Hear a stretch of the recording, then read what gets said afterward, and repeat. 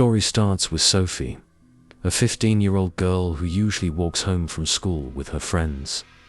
One day, after staying late for an after-school club, Sophie finds herself walking home alone for the first time.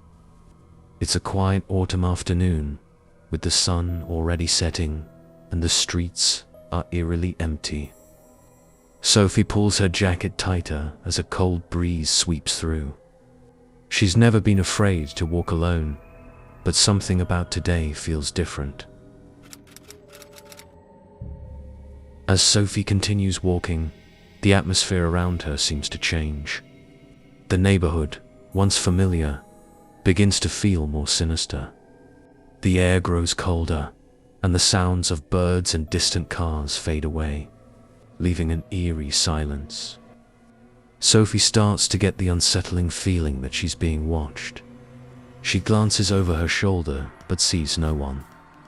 Shrugging off her nerves, she quickens her pace, but the feeling of being followed lingers.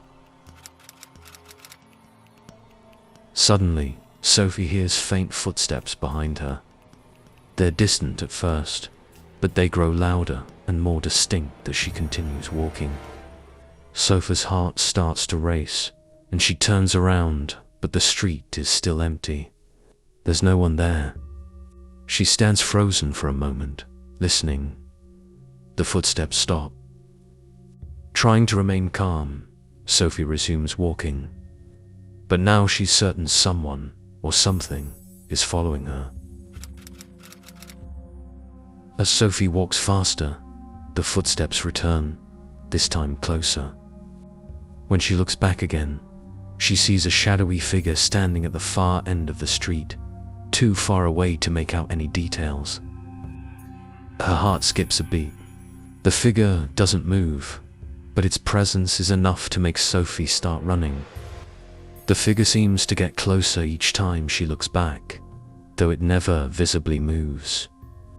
Panic sets in, and Sophie sprints down the street, desperate to reach safety. In a panic, Sophie decides to take a shortcut through a narrow alley she's never used before. The alley is dark, lined with old buildings and tall fences. It's quiet, too quiet. Sophie's footsteps echo off the walls as she hurries through, but the sense of dread only intensifies. Halfway down the alley, she hears the footsteps again, this time directly behind her. The hairs on her neck stand up, and without looking back, Sophie breaks into a full sprint. As Sophie reaches the end of the alley, she feels a cold hand brush against her shoulder. She screams and turns around, but there's no one there, just the empty alley behind her. Trembling and out of breath, Sophie stumbles out of the alley and onto a more familiar street. For a moment, she feels relieved, but the shadowy figure is there again, standing at the corner, just watching her. Sophie's mind races she needs to get home, fast. Sophie starts running again, her breath coming in short gasps. The figure seems to be chasing her, though it's impossible to tell how close it really is. Sophie's vision blurs with tears as she dashes down the street. The world around her feels surreal, as if time is stretching. The footsteps behind her grow louder, almost deafening, and she can hear faint, whispering voices calling her name. She doesn't dare look back, fearing what she might see. Just as Sophie feels like she can't run any further, her house comes into view. She sprints up the driveway and throws open the front door, slamming it shut behind her. Panting and shaking, she peers out through the window, but the street outside is completely empty. The shadowy figure is gone, and the footsteps have stopped. Sophie collapses onto the floor, her heart pounding. Still unsure if what she experienced was real or a terrifying hallucination.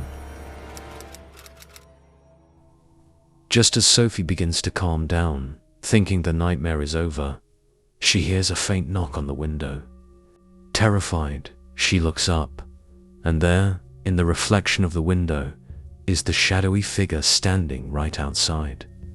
It doesn't move, but its presence is unmistakable. Sophie stares in horror, too scared to scream. The screen fades to black, leaving viewers with the unsettling realization that the figure isn't gone after all.